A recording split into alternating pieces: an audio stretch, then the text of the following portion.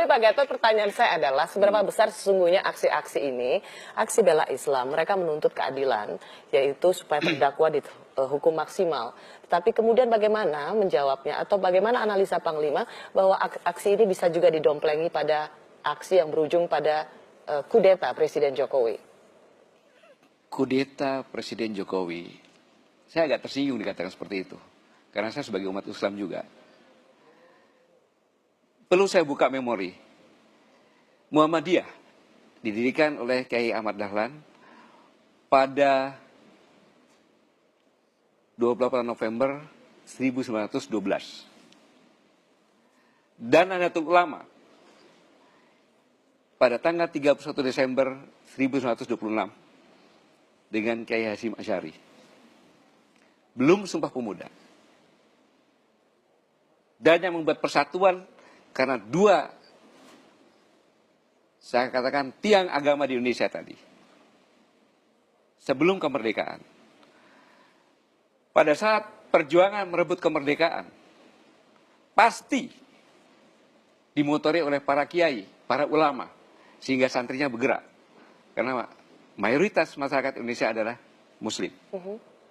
Sehingga berjuang dengan senjata apa adanya dan berhasil. Sedikit saya kupas mengapa demikian. Karena manusia Indonesia adalah kesatria yang berjiwa patriot. Buktinya, cek yang katanya ada 700 atau 1.300-an lebih suku di Indonesia ini, di Nusantara ini. Adakah satu suku saja yang tidak mempunyai ciri khas senjata? Dan mereka kata pisau. Oke, lalu hubungannya kalau misalnya aksi yang kemudian menjadi bisa didompleng pada tindakan Saya makar? belum selesai ini kan. Rencong dan dari barat ke timur semakin lama sampai ke timur terbuka besar. Dan tidak ada satu suku pun yang tidak mempunyai tarian perang. Semua punya tarian perang. Ini menunjukkan bahwa manusia Indonesia itulah kumpulan satria yang patriot, berjiwa patriot. Maka kumpulan ini kalau bekerja dengan cara gotong royong. Dan gotong royong dicek bahasa mana yang ada selain bahasa Indonesia. Mau Inggris kek, mau Arab kek, mau India kek, Prancis kek. Nggak ada. Karena itu milik sekumpulan manusia yang satria dan patriot. Khas Indonesia. Khas Indonesia. Sehingga saya katakan tadi bahwa perjuangan ini dengan mudah para ulama memobilisasi.